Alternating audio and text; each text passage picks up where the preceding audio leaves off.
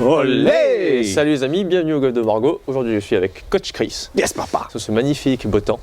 Alors si on arrêtait de dire salut les Wargolfers, Chris, c'est parce que à terme on va changer de nom, c'est peut-être déjà le cas. Donc si c'est le cas, c'est déjà le cas. Hein. Sur la chaîne vous avez vu que ça allait changer de nom. Yes. C'est pas encore le cas vu qu'on est en pleine réflexion, on sait pas quoi vous dire. Juste bienvenue dans la vidéo. Exactement, bienvenue les amis. Dans cette vidéo Chris, nous allons parler de quelque chose de très important dans le swing de golf et dans la compréhension du geste de lancer avec le club, c'est la synchronisation de tous les éléments bras, corps quand on swing.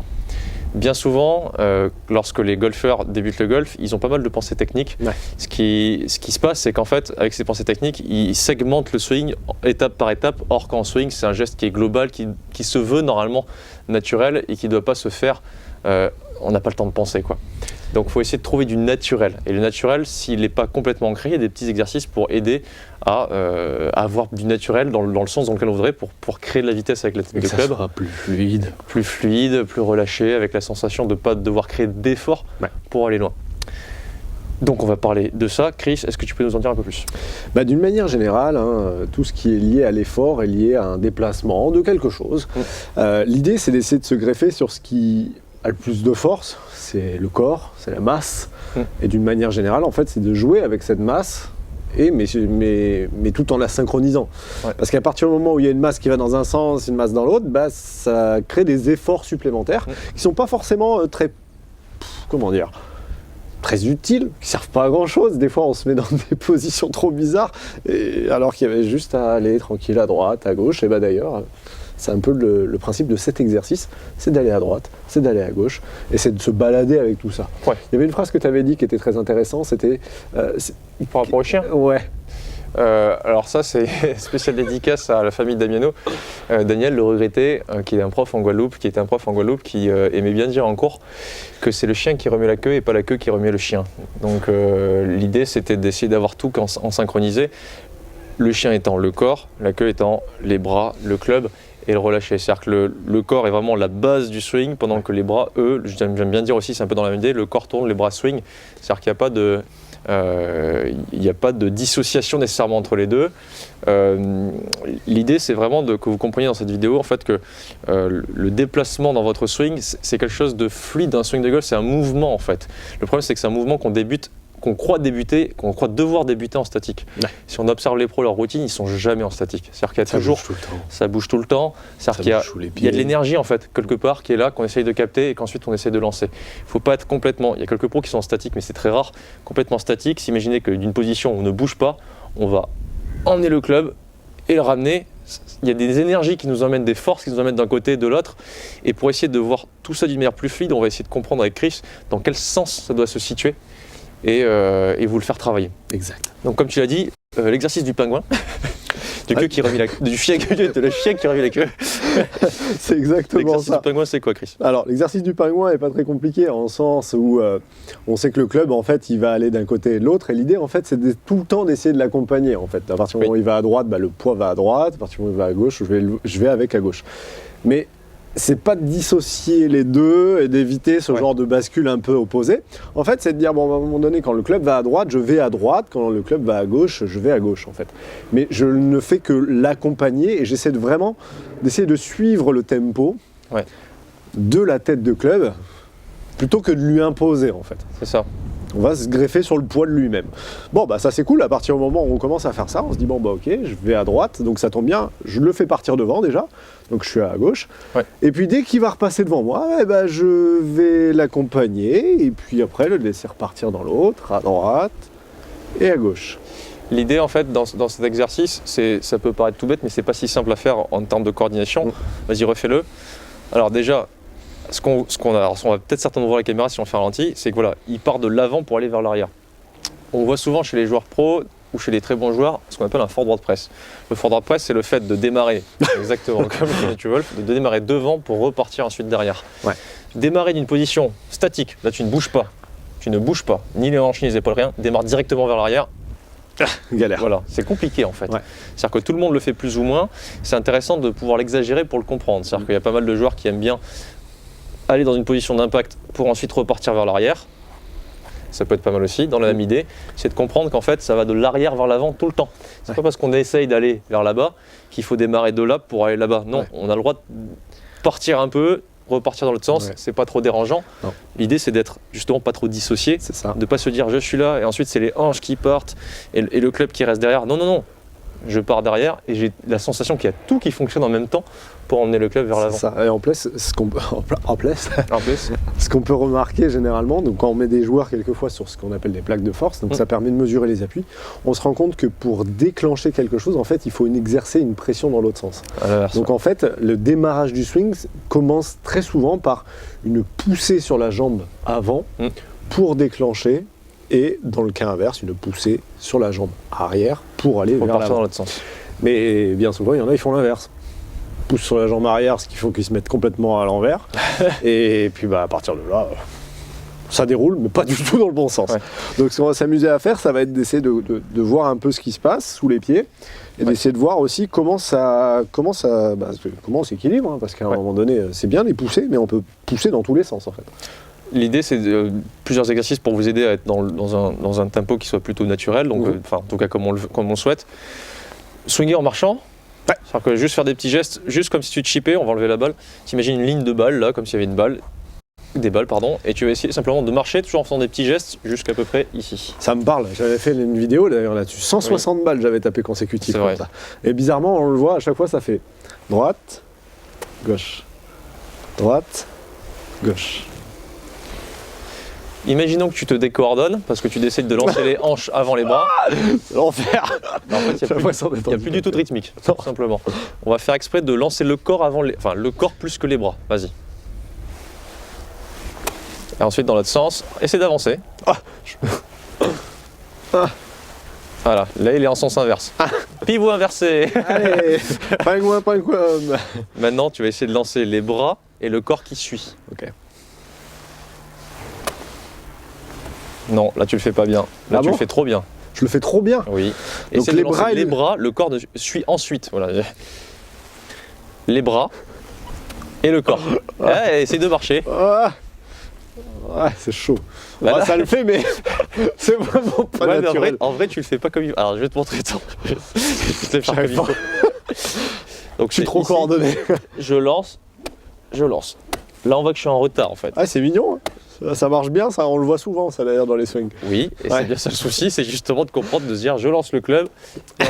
Je suis. Le corps ramène. Là, je suis pas en équilibre. Il y a un gros décalage en plus. Comme tu l'as montré juste avant, le corps et le bras qui restent derrière. Oh là, au bout d'un moment, le club finalement finit par se rattraper, on perd un peu l'inertie. Donc là, on comprend que le seul moyen d'être synchronisé, c'est d'avoir tout en même temps. Si vous gardez votre équilibre, vous arrivez à continuer à marcher avec la sensation que le club, il est léger. Là, bingo, vous avez capté déjà l'énergie dans quel sens elle est censée fonctionner. Le flow. Exactement. Vous avez trouvé le flow. Un autre petit exercice qui est pas trop mal, essayez de monter la canne, mets-toi au sommet, face à la caméra, et arrête-toi au sommet. Ok, vous demandez à quelqu'un de tenir la canne ici, et là simplement, vas-y, emmène-la jusqu'à la balle. Ok, donc là il le fait bien, la résistance qu'il est en train de créer, il n'a pas perdu les angles. Hein. Je lui ai mis la canne comme il fallait, il y a tout qui tourne en même temps. Si jamais tu lançais juste les bras, il n'y a pas de force. Non.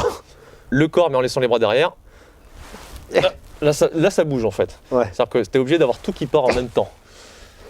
C'est dur, hein. Conserve les angles, vas-y. Je refais la même chose. Ouais. Avec tout, comme il faut en fait. Exactement. Donc là, j'ai beaucoup plus de mal à le tenir parce que tu as tout qui démarre comme il faut pour avoir vraiment l'énergie. Si c'est que les bras, je tiens. Si c'est que le corps et que tu laisses les bras derrière, il se passe rien en fait, tu perds les angles, la phase. Par contre, si tu pars tout en même temps, il y a Flo qui vient avec. Ça pousse dans le sol. Hein. Donc ça peut être pas mal pour comprendre que tout doit fonctionner ensemble. C'est pas juste les hanches et les bras restent derrière parce que là du coup vous avez plus que les bras et il n'y a pas d'énergie. Que les bras sans que le corps tourne.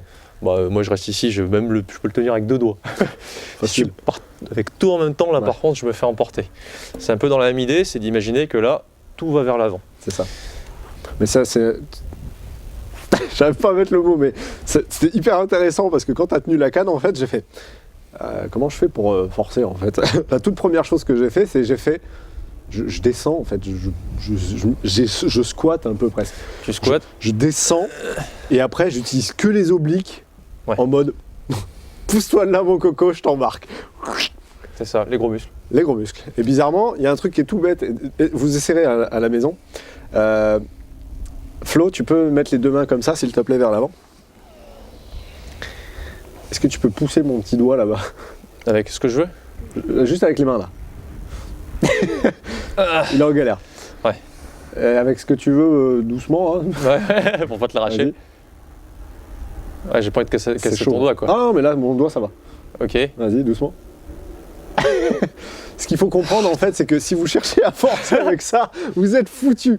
Testez, hein. Vous prenez la personne qui est avec vous, vous prenez, bon, les enfants, faites attention hein, quand même, mais testez éventuellement, donc soit avec votre homme, soit avec madame, ou avec des amis. Vous mettez juste le petit doigt et vous allez voir l'impuissance que c'est d'essayer de forcer avec la tête de club, c'est une catastrophe. Par contre, le petit doigt, à mon avis, si je le commence à le coller dans tes mains et je te dis va par là-bas, mon petit doigt il va commencer à ramasser et si j'arrive, je fais toi t'avances pas, là tu me broies en deux littéralement. Ouais. Donc ce qu'il faut comprendre, c'est que la puissance d'une manière générale, elle va venir de l'ensemble du corps et de la masse et pas des extrémités loin là-bas. C'est ça. On swing pas la tête de club, on swing simplement la tête de club, elle suit quoi. Il y en a qui vont dire on va swing la tête de club. Oui, mais non, pas que. Il y en a qui le font, il y en a qui le font pas. Il faut swinger la tête de club à partir du moment où le corps il bouge en fait. Oui, très important. Si c'est juste dans l'intention je swing la tête de club et en fait tout ça c'est fixe, ça doit rester sur la balle absolument. Généralement, ça se passe jamais très bien. ça se passe jamais très bien. Pour reprendre le petit exo à la base qu'on avait commencé pour cette vidéo, ça part en cacahuète. Donc l'idée, petite ligne de balle. Voilà. Tac. Il faudra que tu te mettes juste sur les pierres pour qu'on puisse voir en face. C'est bon. Et tac. Petit pingouin. Relativement rapproché, une dizaine ou une quinzaine de centimètres. Donc je vais partir avant, parce que sinon partir de là ça va être compliqué. Ouais. Je vais partir ici. Et je vais essayer de me rapprocher tranquillement. J'en fais un ou deux.